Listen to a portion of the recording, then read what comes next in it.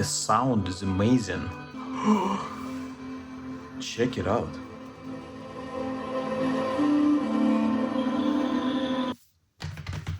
MacBook Neo, citrus color, 256 gigs of storage, 8 gigs of RAM, base model, precise, exact. It's perfectly aligned. I like the moment when you open it and realize that that's a product. That's what I paid for. That's preciseness of the box corners. That's thickness and rigidity of the box in general. It doesn't feel flimsy, it doesn't feel cheap, it feels expensive.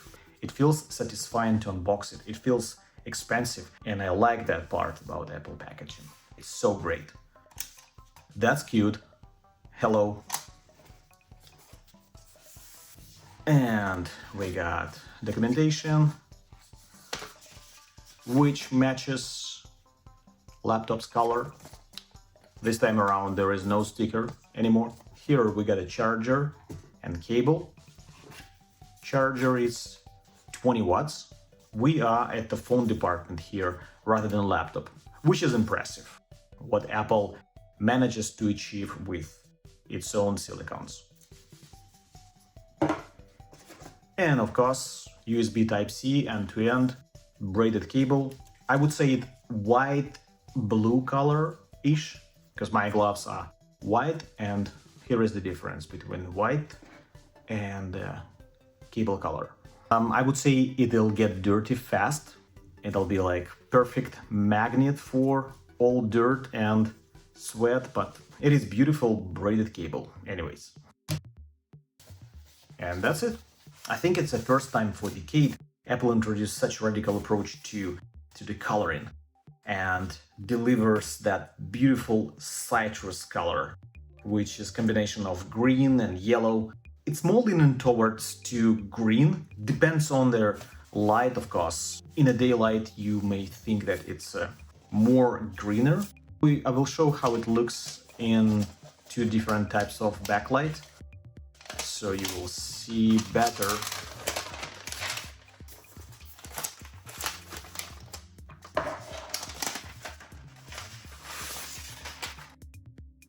Here is how it looks in cold light, and here is how it looks in normal daylight, sunlight. What I like about MacBooks is the rigidity of casing, perfect preciseness of cutting and corners. It feels like a really satisfying device.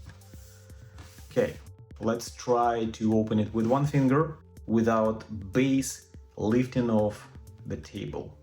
Here you are.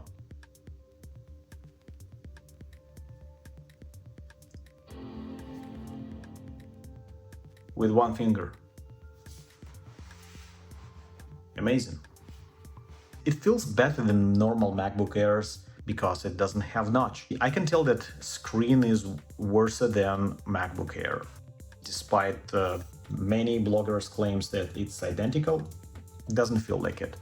Here we have two cutouts for speakers from right and left side, 3.5mm mini jack, and two USB Type-C ports. That's about it. One for charge, one for whatever device you have, or you'd better use docking station. Here we have normal touchpad. So it's not a haptic one, which we've seen for decades. You can see how it actually button clicks. Physical buttons, nothing wrong to it. Still feels nice. I would say I don't see much difference. Wow, it feels snappy. It feels surprisingly fast. Take a look at it. Gorgeous. It's a beautiful, minimalistic design, and it's almost the same size as a MacBook Air. I like ivory keyboard, which is perfectly matches to the citrus color of the laptop. It doesn't stand out a lot as bright one would, and it makes the look of the device is more clear and pristine. It's hard to express what color it is. It leans more to gold in darker environments, and if you take it outside, it starts to look like green yellow. I must admit, Apple did a good job to pick up the color.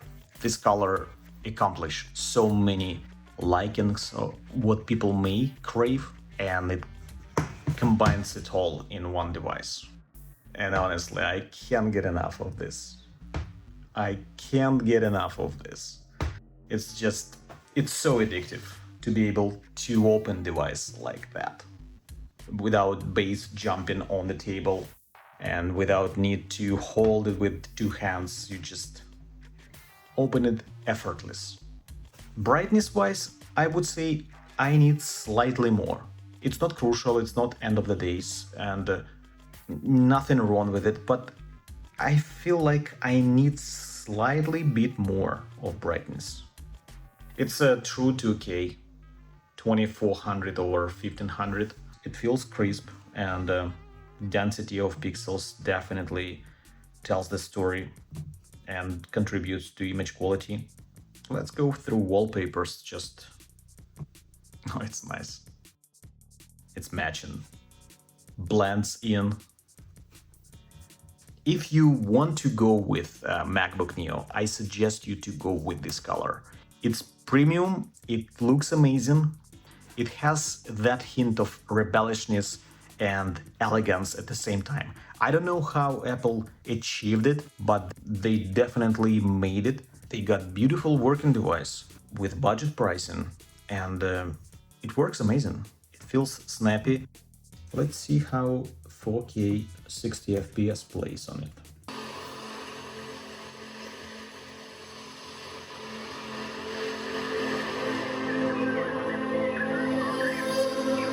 Oh my god. The sound is amazing. I didn't even imagine that it could be so great. Check it out.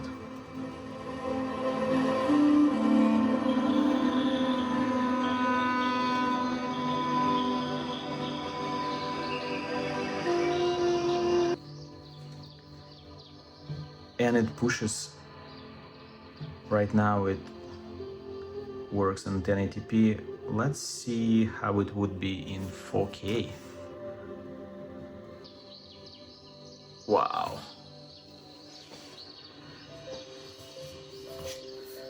This guy would be dead already.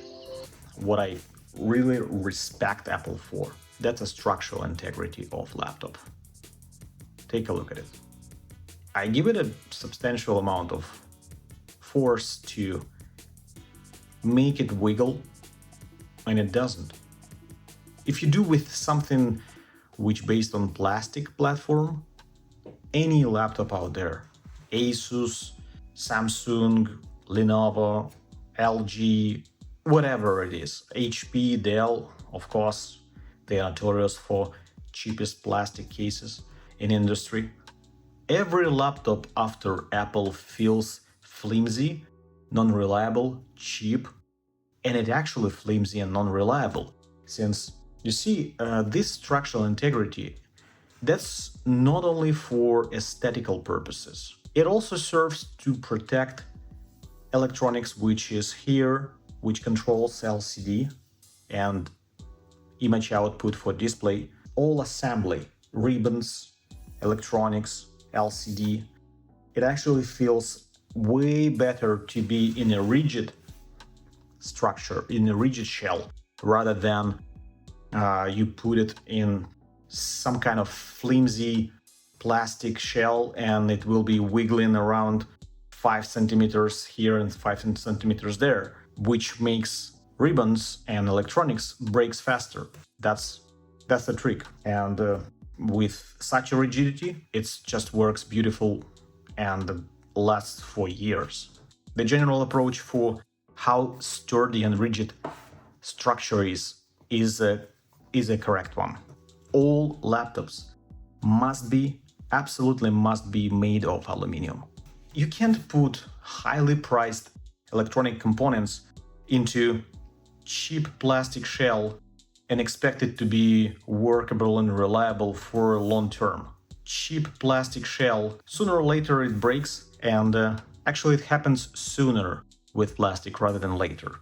It tends to dry out, it tends to cram, it tends to disintegrate. Then plastic loses structural integrity and starts to fall apart. While these devices, still capable and workable, still go beyond and above. And here is 11 years old MacBook Pro 2015 with the same approach, with same cutouts. Some people call it boring. I call it practical, elegant, minimalist, workable, and structural integrity is amazing. Take a look at it. You try to bend it, good luck. Display of laptop doesn't wiggle at all. Same goes with MacBook Neo. Of course, structural integrity wise, it's not as rigid as MacBook Pro. However, the wiggle is minimal. That will play off long term for image quality. Here how it looks in comparison. We have maximum brightness on MacBook Neo, and we got maximum brightness on MacBook Pro 2015. If you start to angle it, image quality and brightness degrades faster on MacBook Neo. Here I see still more than on this one. It leans into university more rather than this one. But hey, that was top-notch laptop in 2015. That's still incredible bright panel. And here we're talking about budget solution. So it'll be unfair to compare them apple to apple.